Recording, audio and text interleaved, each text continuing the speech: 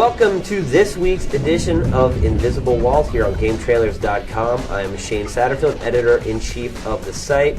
I just want to drop a quick message about Game Trailers TV, which will be on tomorrow night on Spike TV at 1 a.m. We have probably the best, I know I said this a couple weeks ago. I think you say this every week. No, this one is, I think, having seen what's going to be in the show, this is probably the best exclusive we've had on the show. We have the world premiere of a brand new trailer for Resident Evil 5. And it is awesome. I think awesome may be an understatement. Yeah. It's definitely going to be a contender for trailer of the year. It's going to be tough to beat. It is good stuff, gameplay through and through. No one's going to be disappointed, just like I hope you weren't disappointed with Gears. So check out Game Trailers TV. Awesome episode, RE5. Don't miss it. And now we'll go through the crew for today's show. We have Patrick Morales. What's up? Ryan Stevens, who you just heard from. That's me, again. The Sheriff of Nottingham, Justin Spear. I'm raising taxes. Again. And Michael Damiani. How's it going, everyone? What's up?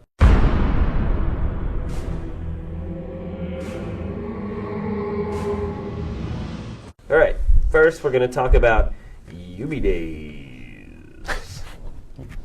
So basically it was Ubisoft's big showcase for all their games that are coming out in Q4. Surprisingly, no Splinter Cell there. Yeah, I think that things got pushed down a little bit.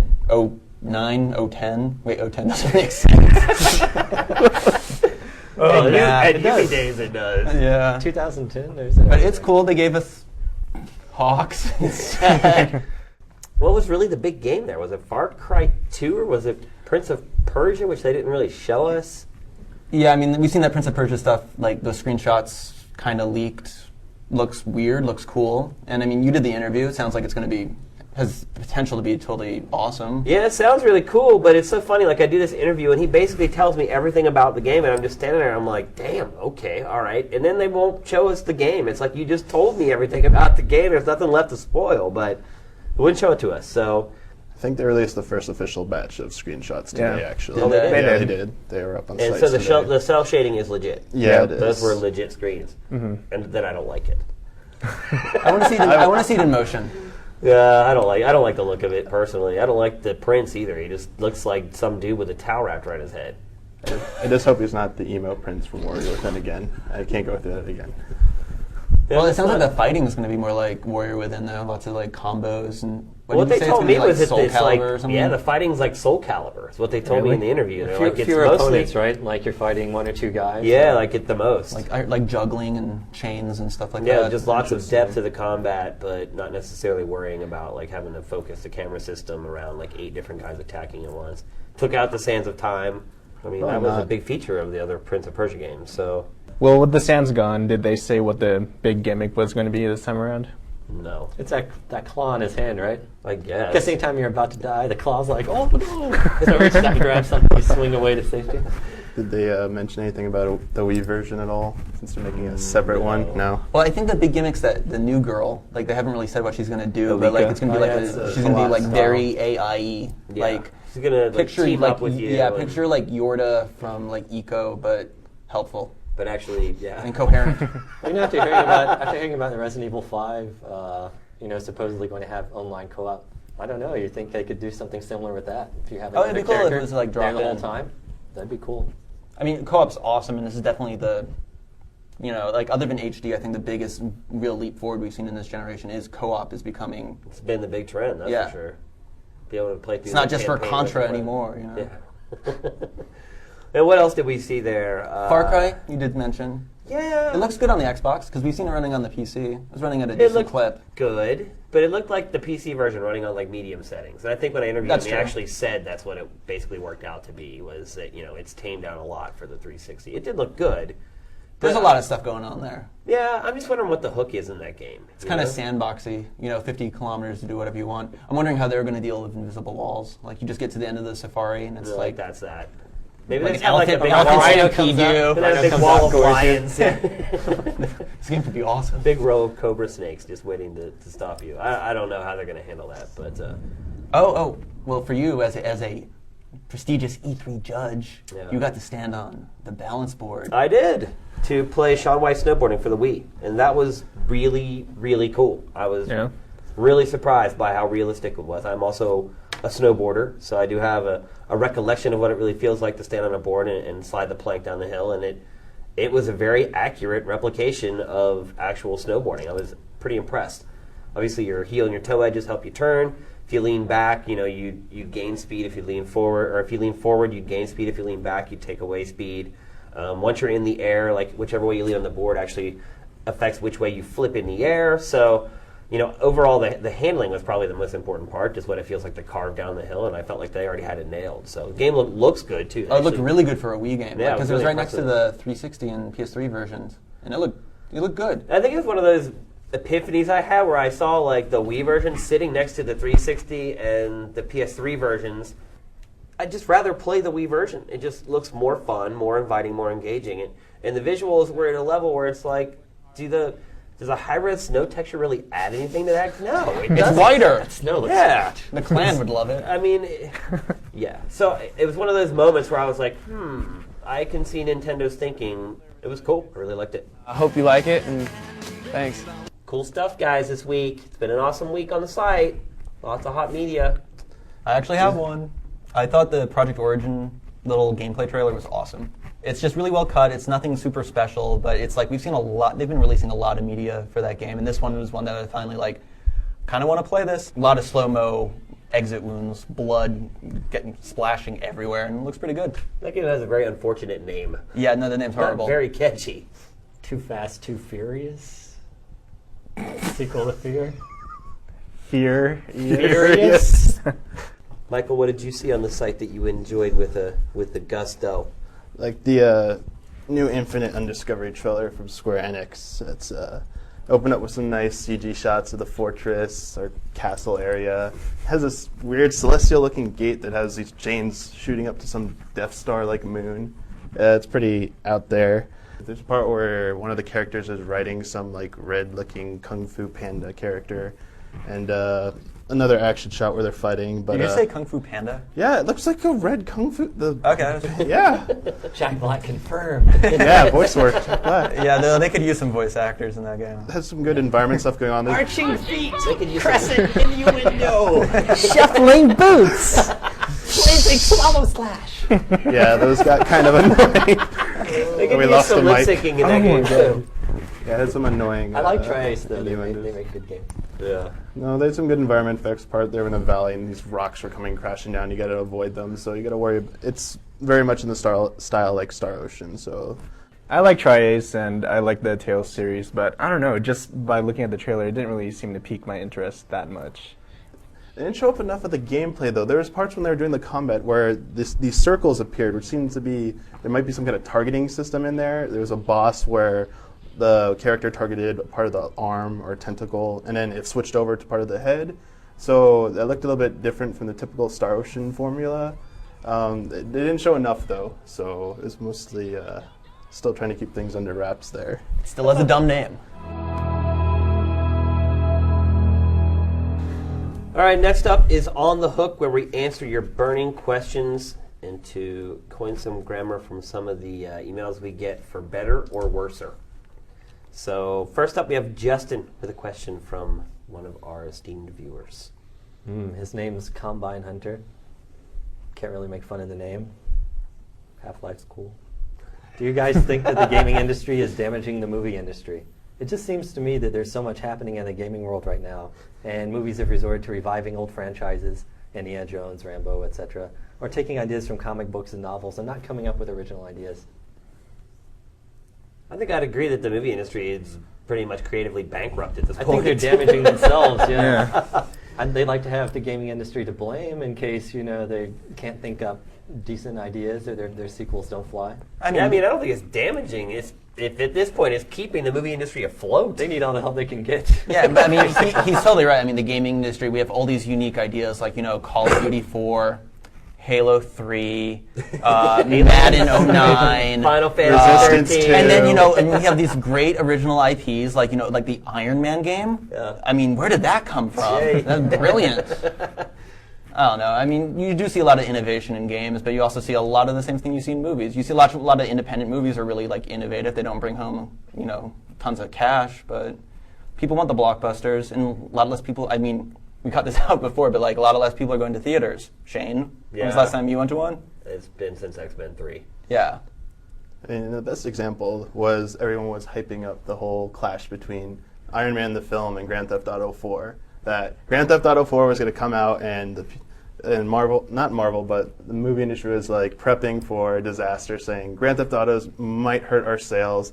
And then Iron Man comes out alongside Grand Theft Auto and is the second best opening by a non-sequel film. And it made over 100. Providing a scapegoat in case the movie tanked. Iron Man did awesome. Here's the thing, guys our age, we're just media whores. Like, you could be on unemployment and you're going to be like, I'm going to go see that movie. I'm going to play that Grand Theft Auto, That game has graphics. That's why during the Some graphics. That's why in the 30s, when the economy was complete crap, Yep, the only thing Hollywood that thrived was Hollywood. And Patrick's saying, looks like video games aren't 100% recession-proof, but they're pretty resilient against it. I mean, if the movie industry can survive the Depression, it can survive video games. And maybe in this new Hulk movie, you can find cheat codes hidden in the scenes. That's the next Prince of Persia movie. Okay, let's see. Michael, you have a question for us. Yeah, one by God King, in all caps, too. It's kind of redundant, isn't it? Yeah, This guy's got an the King of God. In a recent interview, Shane Kim of Microsoft Game Studios said 360 has a 7-year lifespan. Means 360 can survive 4 more years. Well, I definitely think that 360 can survive for a few more years. I just want to go on record and say that I felt that both 360 and PS3 came out too soon. I think the whole HD gaming, it was too early for that. I think right now is when it's starting to take off more. It's finally penetrated the mainstream consumers. More people have HD TVs, more people get it. Whereas back when Xbox 360 first came out, they were rushing it out because they wanted to be out the door first, which it's paid off for them. They have... Well, it also gave them a red ring of death. But do you think the PS3 is not future-proofed enough? I mean, they don't have to play these games on a HD TV either. They can play them on a standard depth television. I don't think there's a need in the next immediate 3-4 years. I don't think they need to rush out with a new console right away. Well, I don't either. I don't think they need a new console for a long time. But I think the squeeze on the 360, maybe not in 3 years, maybe in 4 years, maybe we'll see a squeeze on the Dual Air DVD9. Well, we're already seeing that. I mean, already they have to come. We're gonna see. Yeah, we're gonna see. I mean, how many discs was? Lost Odyssey? Yeah, Like 4. Four. Yeah, I mean, we're gonna see a lot. We're gonna see a lot more of that. If anyone Who needs... cares though? Does swapping out a disc really bother anybody? Yes. Like, It's extra work. oh my god! Do you know how lazy I am? I have to get up and push a button. I mean, I would have docked Resident Evil 4 a point on GameCube. Insert disc 2. Yeah. What? I mean, come on. Interrupt my Nirvana. Who really cares if it's on I don't care if it's on multiple discs. I've been playing games on multiple discs for 10 years. Doesn't bother me. I have to get up once every 12 hours to change a disc. Well, you're in the sports and stuff. Oh, that's ridiculous. Extra edge. You're all athletic and stuff. Mr. Snowboarder. snowboarding. I don't know about Wii though. That's the one console I don't know if it's selling great, but I don't know if it's going to have as long of a lifespan right now. I don't think it can go on for as long as PS3 or 360 can without some kind of upgrade. We talked about last week the storage issue. Obviously, they have to do something about that. And I think that I do still think a lot of the controls are a little bit of a novelty. I don't think they're going to last 3 years. People playing these games with unique controls. So what is Nintendo going to do next? They've built themselves up so high that what is their next idea going to be that's going to like recapture the success they've had right now? They'll put out different colors of Wii's. Probably, right. Yeah. Onyx Wii. Seriously, they'll put out a blue one, a black one, a red one, and a pink one for the women, and that'll. Personally, double I would sales just again. like them to take the Wii, make it about 4 times the size, no new features, and then just release it and be like, the extra big Wii. Be like, yeah, I got a big Wii. I think it could work. Reggie, No, you I listening? agree with you. I think in 3 or 4 years, though, then the Wii is really going to look ancient. At least its Yeah. visuals will. And also, I think people will realize at that point, everybody will realize at that point, that the controller maybe wasn't all it was cracked up to be in the first place. So, Well, they haven't come out and said they have a 7-year lifespan or anything like that. Right, Nintendo they haven't they always reserve the right to, make the Advance, the Lite, the whatever to, come out with the new hardware. all right, let's move on to the next one. All right, this one's from Maverick. Do you think CGI is dead? Will we use less and less CGI in trailers now when the graphics look so amazing? Or will we begin to use real acting peoples like the ones in the Haze trailer? Sorry, Maverick. Yeah. I really want to Crashed and shout something from burned. it's like a Top he Gun tried quote. to write Slider. I think Bruce has hit the canopy, and the water. It's a disaster. Hanging on. We am thinking about question. I think in the future they might have digitized actors. Like it'll be like the real actors, but digitized. Well, on a serious note, I mean, the CG graphics now are so good that it's actually the reverse. I mean, you've seen all these companies, pushing the limit of how well and photorealistic they can get. And you see all these other companies trying to catch up to that. Ratchet and Clank looks like a low-end Pixar movie. Yeah, It looks awesome. looks about as good as Toy Story. the first one. CG can still look way better. We know that. Well, I don't know. Look at It the Shrek costs. movies. It costs tons of money. I don't mind CG trailers when you're trying to tease a game. We'd much rather see gameplay. But if you want to give us something to hope for, that's fine. But for games, if you can do it in engine, I mean, they've been doing it since Metal Gear Solid.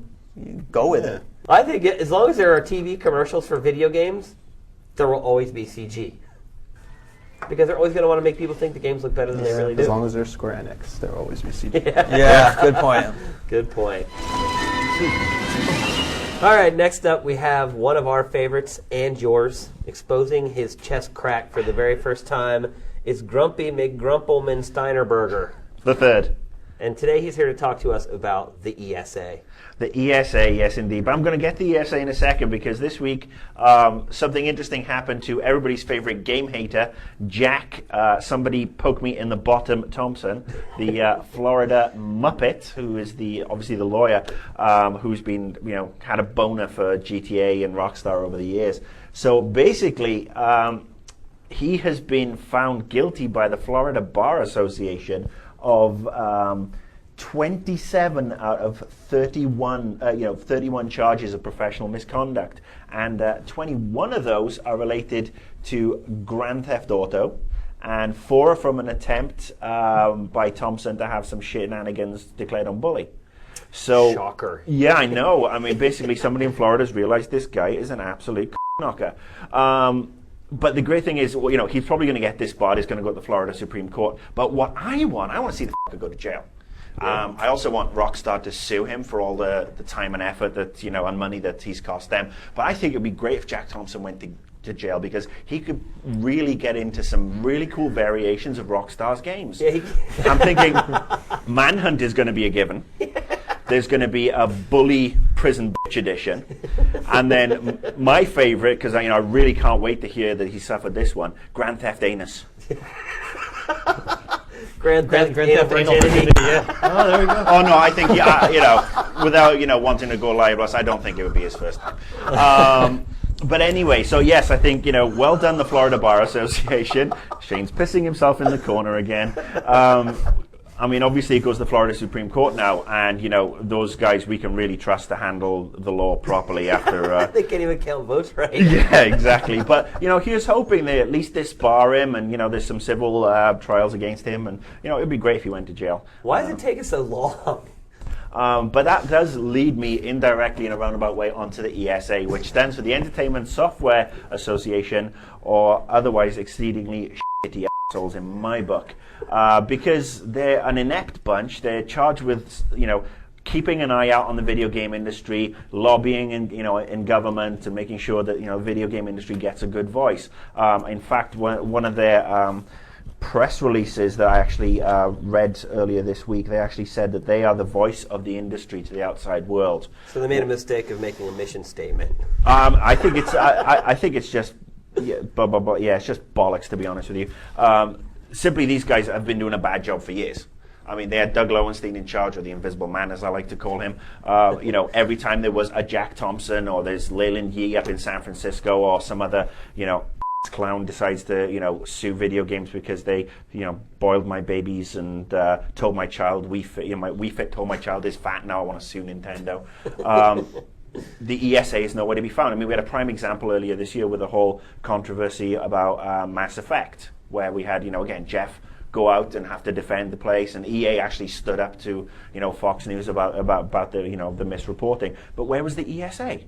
Where the is the ESA? And now, Doug Lowenstein's gone, and they've got some other fantastic individual called Rich Taylor, who I've never heard of, and I've been working in the games industry for almost 20 years. Yeah, I'm there with you. Like, I've never met him, nothing. Yeah, so this guy is their new communications guy, and he's trying to defend. Obviously, won the up on E3 a couple of years ago, and E3 was, as a PR person, E3 was always great. It was a lot of hard work, but we used to get so much great coverage. It was a big banner event for the games industry. We all got together as an industry, slapped our collective out, and was like, look at us, aren't we cool? And the press came, ate it all up, and there's coverage on CNN, MSNBC, the Today Show. Everybody was talking about E3. The gaming industry, really. Yeah, the gaming industry. I mean, it was a great event, and it was a good way to showcase the industry. And then, of course, some people were bitching that it turned into, pissing contest between Sony and Nintendo and Microsoft, which it's always been. Who cares? I never cared. I never cared. It was great bunking off my booth and going up to, look at everybody else's, booths, and then they banned the booth babes,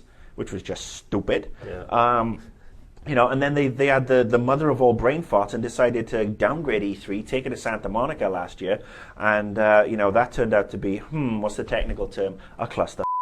Well, to be fair, it wasn't just the ESA that did this. I mean, there were publishers that went to the ESA and were like, we're sick of this the way it is, it needs to be changed. And then, of course, I don't think the ESA went about it in a good way, obviously. No, I mean, they basically pulled a bunch of people. You got to remember the ESA, the board of the ESA is made up of people, from the upper levels of the video game companies.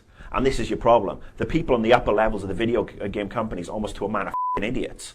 They're not on the floor. They've never covered an event for a website or for a TV station or written about it. They've never run, try to schedule 3 days of PR meetings or, work with producers to get demos done in time. These guys are getting paid a lot of money, and they sit there and they go to the Night to Unite and pat each other on the back and, aren't we great, aren't we wonderful? And they have no clue about the nitty-gritty day-to-day. So last year's event was always going to be a cluster when you have a bunch of people in hotels on one side of Santa Monica, and then you have Barker Hangar, which is where the rest of the games are supposed to be shown, and how are the press supposed to get between the two? The papers have come out that it cost the ESA $5 million to break their contract with the LA Convention Center, and where's E3 this year?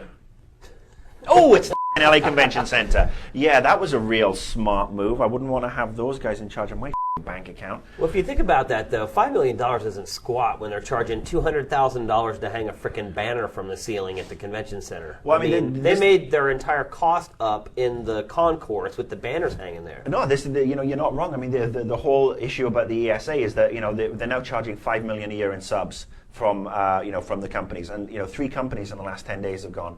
Activision, Vivendi, I know they're going to be one company in a couple of weeks, but it's still not, it's not official, so it doesn't matter.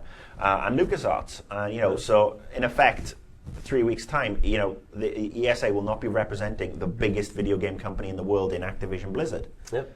The number one online company in Blizzard. And then the company with one of the, safest franchises, in the history of the planet in LucasArts. So, those guys are going to be off. They're not going to be, they're not going to be, or LucasArts is going to be at E3, I think, in some way, shape, or form, but Activision Blizzard isn't going to be there.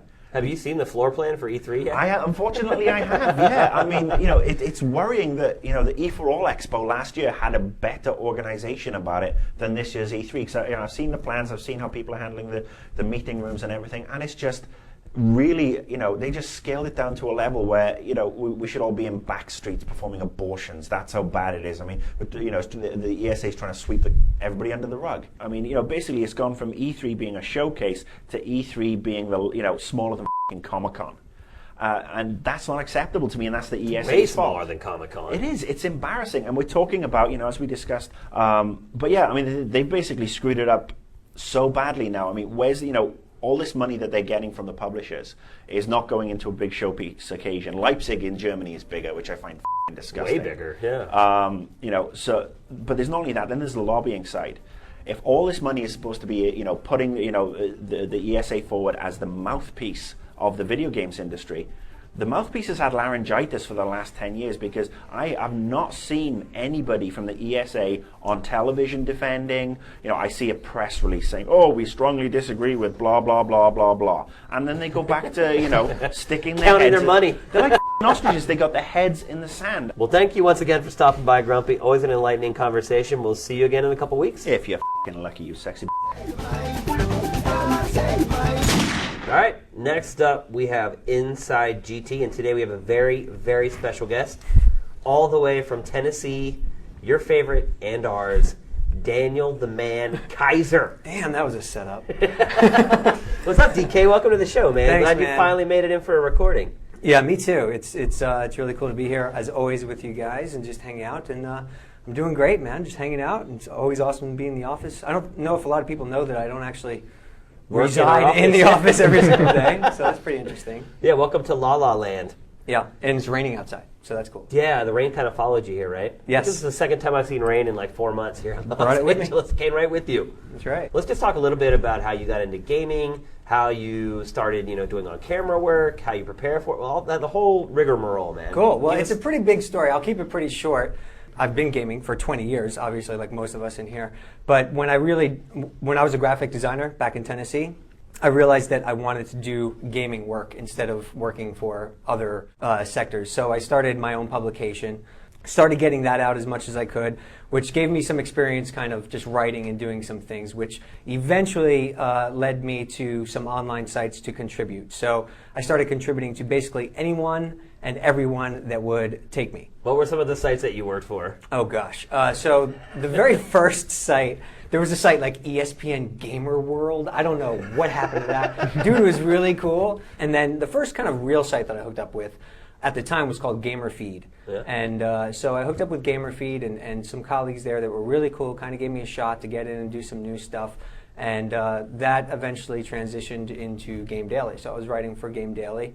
And it was at that time that I basically came out as a hired gun during E3, I think 3 or 4 years ago, out here in LA, and hooked up with a little startup site called Game Trailers that was looking for somebody. They had the production side down. They knew what they wanted. At that time, it was a very, very small team. There was like 6 or 7 guys. Knew what they wanted to do, but they needed somebody that kind of knew the ins and outs of gaming to come in and ask educated questions off camera at E3. So initially, if you go back and watch any of those old videos, you'll just see this little armband and this little hand in there, and that was my first foray into the Game Trailers world. Which things started taking off at that time, but not. We still had a vision for what we wanted to do, and Johnny C was one of the guys that was there. And so at that time, it was nothing odd for them to say, "Hey, we need another host. Why don't you hop in front of the camera?" Yeah. So. I did. And how did that go? How was your first time doing a stand-up in front of the camera? It was good, I always had kind of wanted to do it, but never pursued it in a way of like trying to go out and do it the regular route, So the first time I did it was in New York City at an NBA event for ESPN NBA 2K5. And I was there and you just, obviously when the camera comes on and stuff, you're just trying to do a good job. And so basically what I decided to do was just have fun.